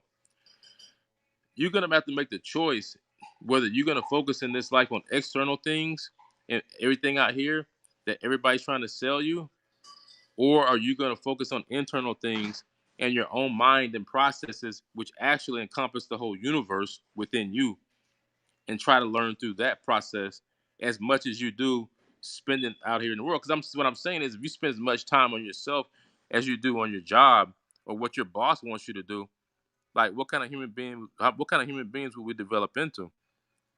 Because we're spending a lot of time doing what other people want us to do. Okay, and our saints and our sages taught us, well, this is how a daily interaction should be. Like Confucianism and Taoism, how you should deal with the state, how you should deal with the individual, the family, the relationships, how they should unfold, right? And the way it's based on balance, not too much of this, not too much of that. And I would say in the West, if I was to use Confucianism, which I haven't read, but I have read the Tao Te Ching, so I know Taoism. But I would say in the West, we're so skewed towards job and materialism that we've sort of put the process of self growth and self perfection in the back burner. Like, I'll deal with that later. I'll deal with it when I die. I mean, you don't really want to deal with this when you die and not be prepared on some level.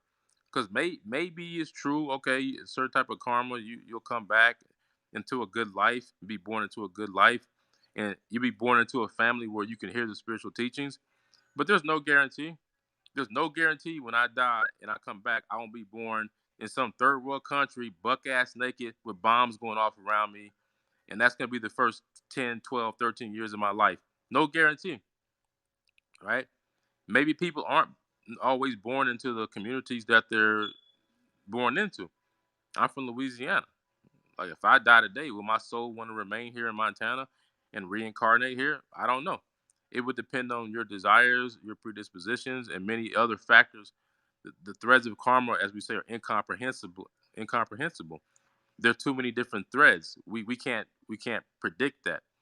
So what we have to do is live our life a certain way, fearlessly, okay, without fear, because the fear comes from within, from things that we attach to or are averse to, and we create a clear, pristine ocean. And the throne that's on that ocean, our innermost consciousness.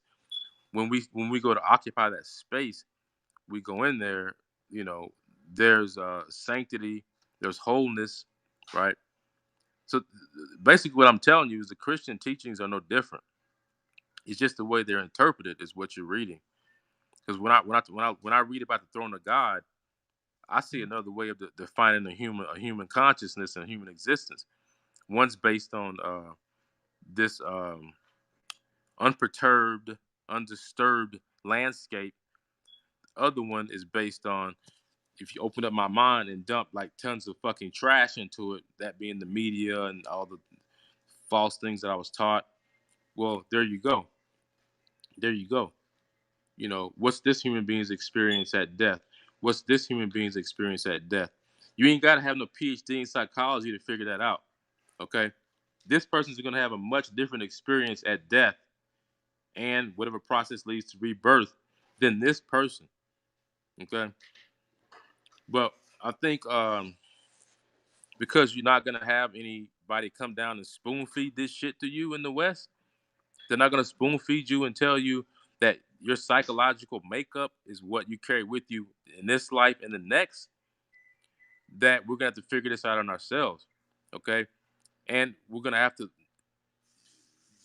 be distracted by politics and by all these other things, but we're gonna have to integrate into our society, especially in the West, a profound sense of awareness of who we are in each situation. If each person comes to the table completely in control of themselves and aware of their own mental faculties and their skill set that they can contribute to the whole, that's a different society than everyone coming to the table, salivating over what they're going to get after they chop up the fucking babies and divide the land up what did I get? Did I get the corner sections for my people? I mean that's it's a different process, man. Because one society is based on the perfection of human beings and the advancement of the human race, and we'll figure the truth out while we're being human beings. Like whether aliens exist or not is irrelevant. Like I'll figure that out while I'm perfecting my humanity. And when they want to come down and join again, we can have a profound conversation. Until then, my teachers, my ancestors have given me the tools to perfect myself. And since that is a work that takes many, many, many lifetimes, like I don't have the luxury to sit around and ponder too much about what somebody else is doing in whatever society. I mean, if they want to land their fucking alien ship right out there, right now, we can sit here and have a conversation and drink tea. Until then, it's like I'm not gonna say I don't give a fuck, but it is what it is, right? I can't spend too much time on that. Like there's too much work that needs to be done right here, right now. And in the process, you'll have these profound interactions with these spiritual beings. Like it'll happen. I guess let's see who all been on here. Heavenly Dude, what's up? Man, come on. Heavenly Dude, what's up? Dallas, Texas in the house. That's where my fam's at, man. My mom's on the way here from Louisiana right now. She'll be here by the end of the day. Welcome, Dan Roy. He just subscribed. The quieter you become, the better you can hear. Yes, internally, internally. What's up, Dallas, Texas? Where my family's at. What's up, Ann? I didn't see Ann come in. Shaw Blues in the house. Good and plenty. What's up? Namaste. All my people that come through and supported me on Periscope. It's good to see you guys on Haps. Haps is a cool app. I mean, I could broadcast to Twitter and Facebook and YouTube all simultaneously, which is good. I think we got a learning curve on this app. We're still learning how to use it, but ain't none stop, man. None stop. It's the same old. I see the same people on this app. Some of y'all doing the same stupid shit you did before, and that's great. Keep doing you. And yeah, it's free apps. Yeah, you keep being the court jester because people need that out here. You keep entertaining people, okay? But in the process of entertaining people, you might want to interject a few truths, because what I see is court gesturing, and then, oh, here's a little bit of truth. And the other way is, no, I am the truth. I live the truth. I become the truth. And the court jester becomes the one in the background. Okay, that's what I think will happen in the future. Is people's tolerance for simple-minded bullshit and shenanigans is going to go down, because when they start realizing the amount of work it takes to perfect the human mind, body, and spirit, they're going to want to participate in the work, because the growth that you participate in as well is its own reward. The profound experiences that you have along the way is its own reward. And when you see the laws of metaphysics and nature manifest in the human life, but when you see the amount of blessings and rewards you have because you've learned this way of life that dealt solely with the mental processes, the people around you are going to look at you and think that, oh, that's some external process. You do this and you do that. They're not going to realize you have what you have because you've spent decades and decades focusing on this. And you can't tell anybody that. They have to experience that. Anytime I've made change in my life, I started with the mental processes first. And some stuff I'm still working on. I'm still struggling with some stuff, but it's much better than it was in my past. But I was taught by people, therapists, teachers, you need to focus first on this. And once you fix this, the rest of these physical processes, will follow, because you will know the right reaction for that action. Because a lot of times the reaction, like in martial arts, to the action was the inappropriate reaction, and it didn't help you. I mean, it's like you grabbing the person's fist and punch it into your own face, and you say you're a martial artist. What's your technique? My technique is take opponent fist and punch on face with it repeatedly until opponent get tired. Like, how you think you're gonna be effective? as a martial artist, if that's your technique, that's what a lot of y'all are doing.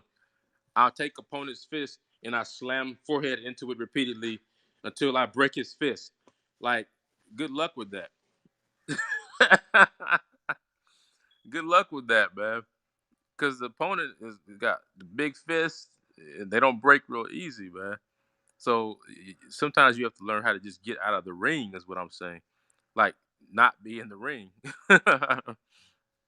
How to get out of it, man.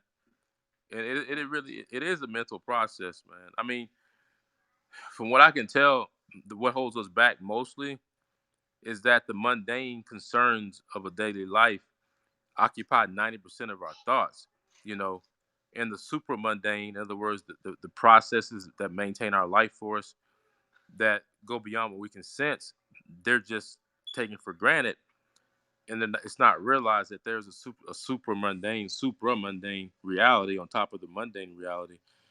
And I think what happens is slowly our teachers, our religions, they'll show us like, no, there's an underlying reality that you don't know about here. Let me show you. Let me take two pieces of plutonium and slam them together. See that big fucking nuclear bomb? You didn't see that in this plutonium, did you? You didn't know that I could create that amount of energy from this small little rock. Okay, that's the same way with the human psyche. You have plutonium or the human awareness that's capable of much more than a nuclear bomb is. Trust me on that. Trust me on that. Like the energy that manifests you, that animates you, is capable of much more than a plutonium bomb. It can create worlds and universes, but you have to become aware of that process and being created in the nature of our God, as we say in Christianity. And if we're made in this nature, then we create. You know, the process is what are we creating? You know, we're creating the hell realm. Am I creating a nice hell realm to go for people to go manifest? am I creating am I creating levels of higher consciousness where I can continue to learn after death? Am I creating a situation where I'm guaranteed in my next life I can continue to learn this metaphysics and science?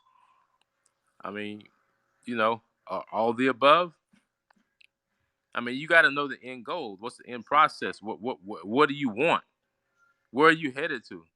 I mean, this physical reality that we live in, this is going to disintegrate, and the energy that created your consciousness is not going to disintegrate.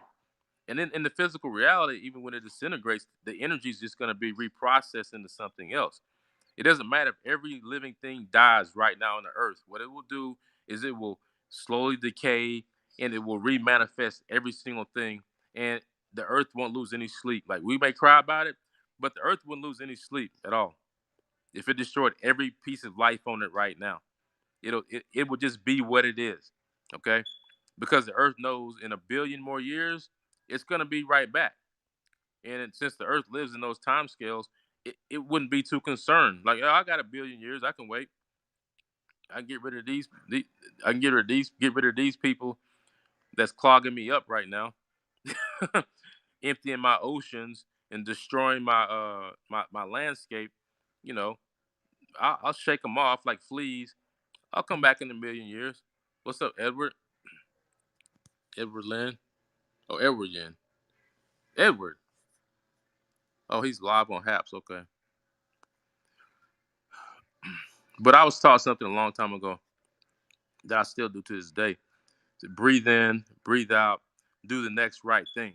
Like, that's how simple my teachers were. And that's how I think about the process. I breathe in, I breathe out. What's the next right thing? And sometimes you choose the next wrong thing, and it shows up. It shows up. Like, there's evidence of that. Maybe it's subtle. Yeah, you got away with it. All right. But you know in yourself what you did. You know, you were aware of the mental energies inside of you when you manifested that thing, and you had a choice to make a different choice. You could have used skillful methods to engage ignorance, violence, right? Destruction, attraction, and aversion, and attachment to delusion, which is what we're dealing with. Attachment to an illusion that we call life, but also the belief systems that are attached to it are also all illusory. They just they come out of somebody's mind, and they need to service humanity, not the other way around, right? They need to service us. We don't service them. It says in the Bible, God said, "I made the Sabbath for man." It says that in the Old Testament. And I think New Testament maybe. Because God made the Sabbath for man, not the man for Sabbath. Like, how much more practical wisdom do you need? Like, you can look at any one of the holy books, and it's right there. The answer is right there in front of you. If he made the Sabbath for us, not us for the Sabbath, that means that the physical laws of the universe that create the mind are ours to perfect and use. Okay. Oh, we've done some of that with our science and technology, but we spent very little time on actually looking at the machine that creates the machine.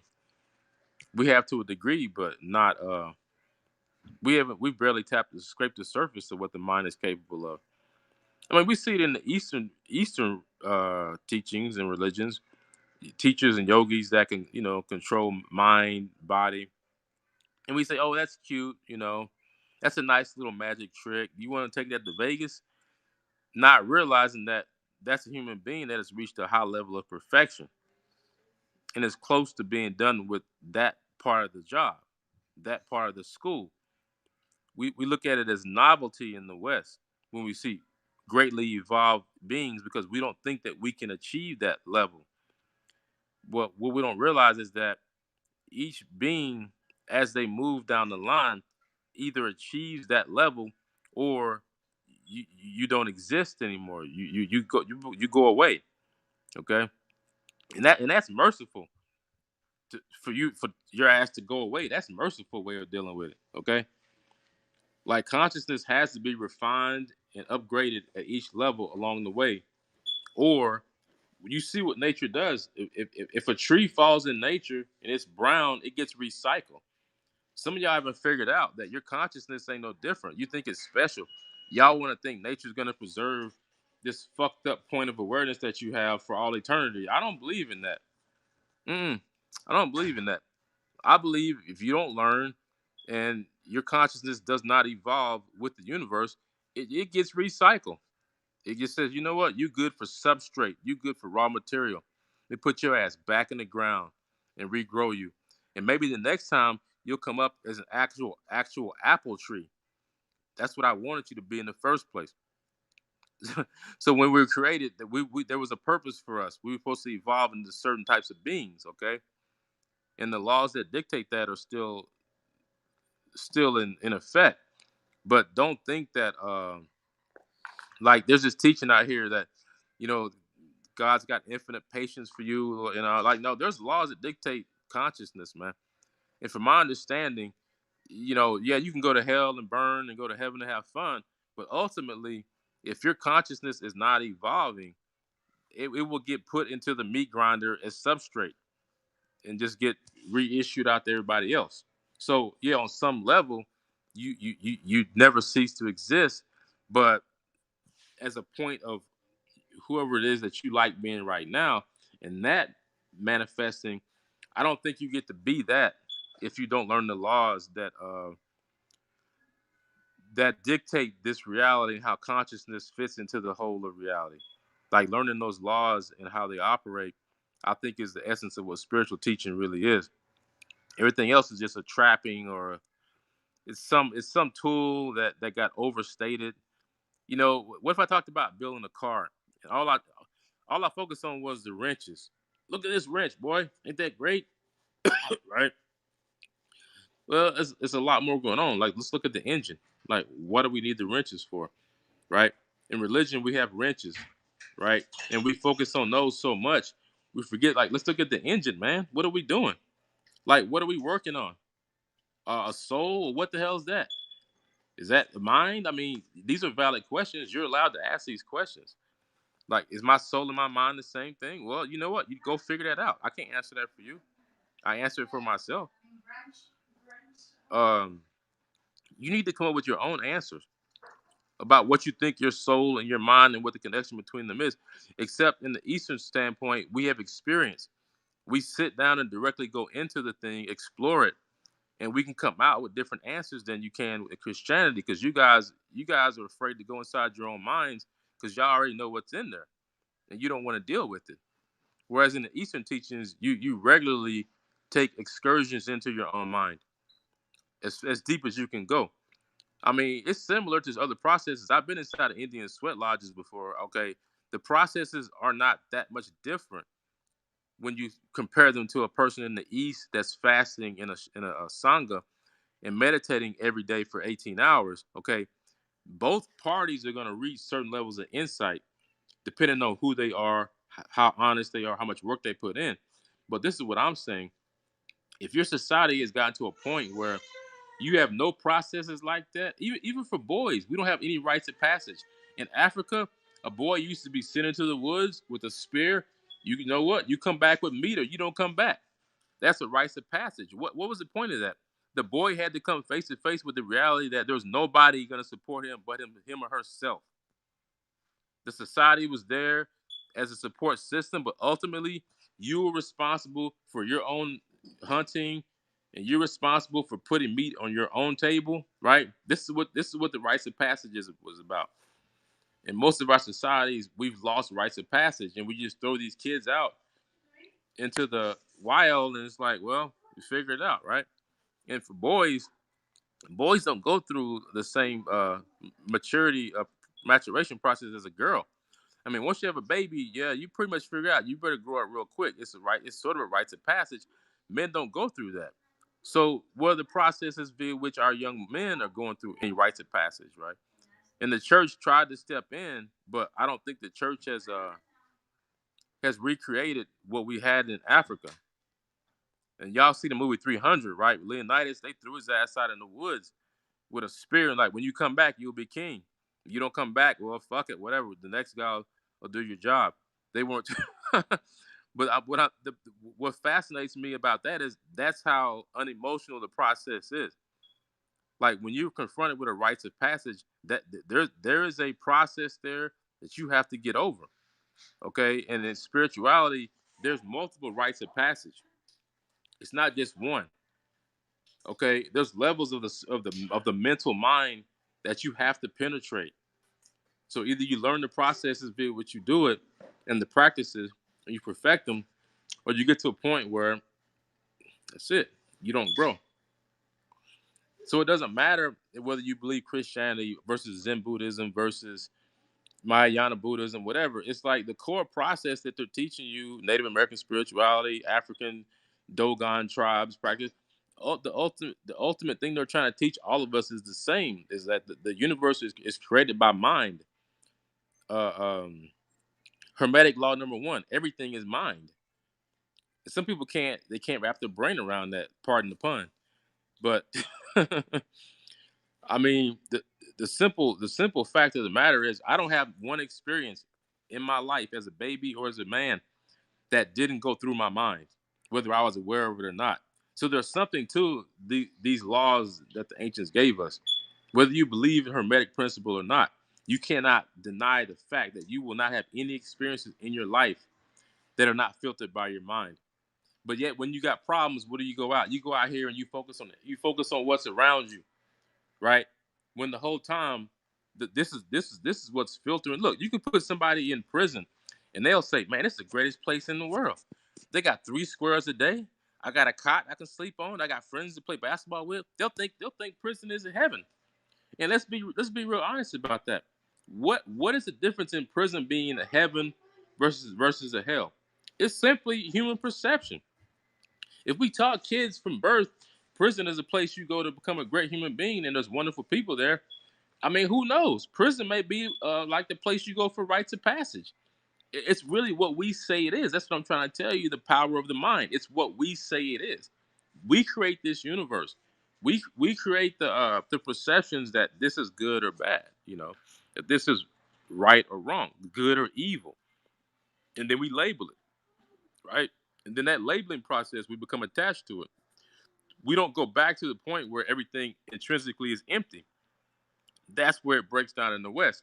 We don't realize that, yeah, it manifests as that for a time being, but because ultimately it's emptiness that is masquerading as somethingness, that its core being is nothing special.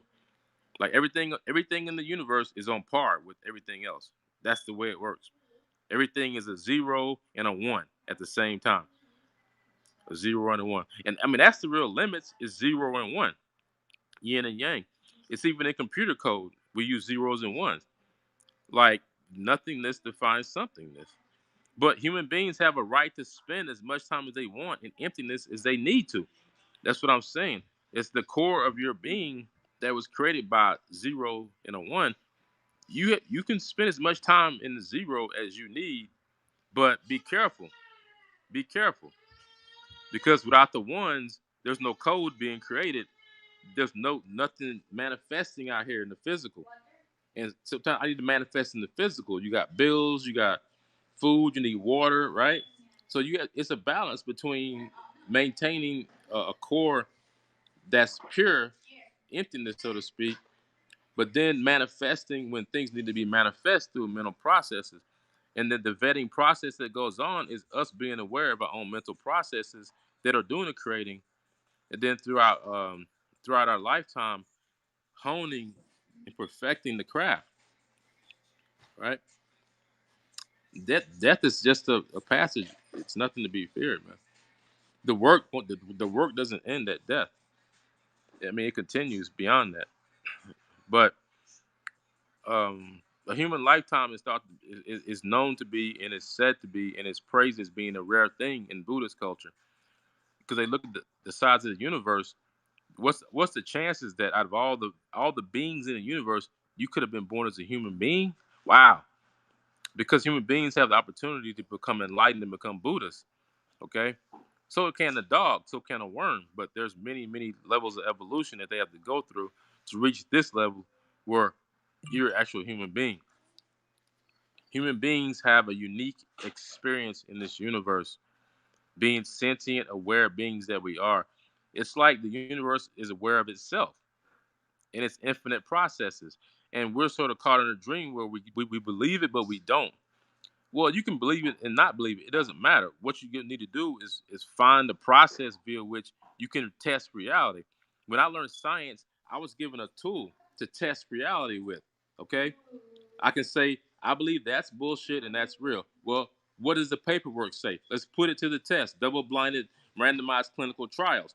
What's truth? What's not truth? It's the same thing with you. If your mental processes, when you learn to clarify what's going on in your mind, you can look at that thing and say, is that benefiting me or not benefiting me? That emotional reaction, always gravitating towards certain type of people's, always having the same emotional reaction, is that benefiting me or not benefiting me? And then the cold hard process that takes place with Eastern teachings is that mindfulness gets you there, but ultimately you got to make the choice. Not that you see what's going on clearly.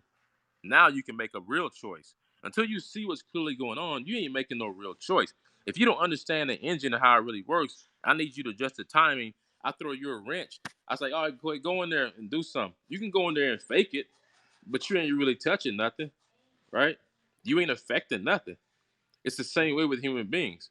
Like until you can see clearly how the psyche works and what it's manifesting, and each one of us is a mirror for the rest of reality, for all of reality. Which is why when I know myself, I know you. You see how that works? When I truly know myself, I know everyone around me. I don't have to ask questions anymore about how somebody feels. I know how you feel because I would feel the same way. Okay. Given that situation, given that I was in your situation, being you. But that's a level of equanimity that has to be developed in spirituality. To occupy another human being's space and be able to feel what they feel is a level of growth. Okay. It's not something that happens automatically. We call it equanimity, and you can call it compassion.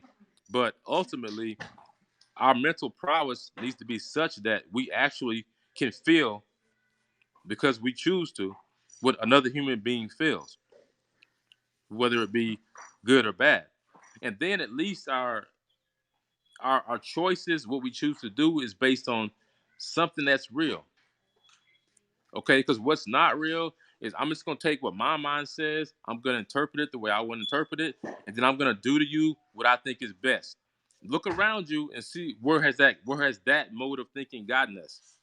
Okay, so what I'm saying is we need a way of reality testing each other, in ourselves, in our society, that's already been here, but we don't utilize it. We don't utilize it. And they keep telling us the same things over and over again. Quit being selfish, quit being self-centered, quit being ego-based. And in the Buddhism, quit attaching. Okay, quit always attaching to everything as being permanent, because it's not. The core of everything is impermanent. So when you're okay with impermanence, it's hard to catch a fade. If I live, if I die, ultimately, I mean, I'm not attached to that. I'm attached to, building a better human being. And if what energies come out of this manifestation come back and continue this same work, the teaching and the advancement in knowledge and wisdom, then that's, to me, that makes more sense. It doesn't make sense to me that as a human being, I'm going to come and perfect myself in this life. And if I'm going to perfect myself and I'm not aware of it, how does that benefit me? How does it benefit me from God giving me a pass? Here, now you're perfect. I didn't do shit to earn that. How do I learn from that? You telling me now all of a sudden because you say I'm perfect, now I'm a perfect angelic being. I don't feel like I'm a perfect angelic being, because you know why? Because you haven't done the work of a perfect angelic being yet. So of course you don't feel like that. Of course you don't know what that is. Okay, but that's what the process is. Like you can along the way, through many permutations of existing, enter the body of a saint, enter the body of a bodhisattva. It's you, a bodhisattva, a saint, and then have the highest level of benefit and perception. All right. But what I want y'all to realize is that, look, it starts with every person simply being aware of themselves. That's it. Like, all this stuff sounds like really complicated metaphysics, but it's not, because each person is a point of reality that's connected to every other point of reality. Once you understand your place in this universe, you see, then you don't worry too much about what other people will not do or don't do, because you understand that it's all going to be synced together. Like, what we create in the next 10 years is going to depend on what each one of us is doing right now and the next moment. That's how it works, right? So if each one of us right now in the next moment is creating a reality that's based on what actually is going on in ourselves, and we're actually going in and saying, you know what, that's a benefit, that's not a benefit, that creates harmony, that creates chaos. So I'm making choices now, little choices. But these little choices, every senator, every governor, every, Russian leader started off as a little kid, right? They were all little kids once. Every president, and somebody taught them what they know. So before Boris Yeltsin was Boris Yeltsin, he was little baby boy Boris Yeltsin. Before Biden was Biden, he was a suckling baby with a milk bottle in his mouth like the rest of us. And somebody taught him to think the way he thinks. Okay? So test reality on your own. Like, don't worry about what I say about it. Like, go out and test reality. Like, look at yourself in situations. What is your mental reaction? What is your mental processes? What is going on? Because until you're aware of that, I mean, you're pretty much powerless to make any changes, man. And being afraid of what's going to happen, what, be afraid of what? I mean, the reality that happened is the one that you created. So why are you afraid of it? Because if you had made the right decisions before you got to that point, then there'll be no need for fear. What you're afraid of is that your right reaction won't be enough. But you know what that is? That's just a form of greed. Okay, that's a form of greed, attachment, and aversion. Always wanting to know the outcome and be guaranteed something. Like, you ain't guaranteed nothing. That ain't how it works. Energy manifests according to the laws of this universe, and it goes away and transmutes into another form of energy based on the laws of this universe. And the physical matter also follows the same laws. So why not just learn the laws that govern the mental processes? Okay, why not just focus on that? And then the outcome is what it is, and I'm not so attached to it. That's the other thing about the Eastern teachings is like you're not so attached to the outcome. Like, well, I'm just gonna do what's right, and then the collective will collectively create something that's bigger. I'm never completely over here in my own isolated bubble because in the Eastern teachings you realize there's no isolated bubble. Like this is because that is right. Dependent co-arising, one of the core philosophies of Buddhism. Like there is no independent thing. That is because that is. This is because this is. I am because you are. This applies to every microscopic atomic particle in the universe.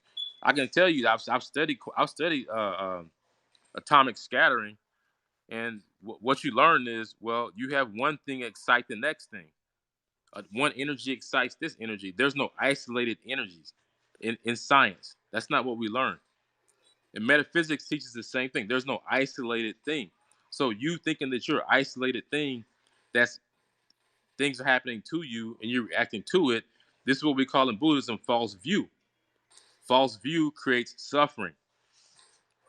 See how that's how it works. When everybody has false view of what reality really is and they're acting on that, they collectively create suffering. And so our job with these kids in the next generation is to give them the right view of reality. Teach them the way the mind really works in relation to the universe and the laws of science, and they will see what right view is, right? Oh, my view of reality is more so based on a rational, scientific, holistic, metaphysical, spiritual picture that our ancestors gave us, okay? And then we come over here naked on those boats as black people, and we lost all of that. And it took us 400 years to get that knowledge back. I mean, I'm one of the first generations probably that could go hard and study metaphysics of the ancient Egyptians or the West African tribes that I came from.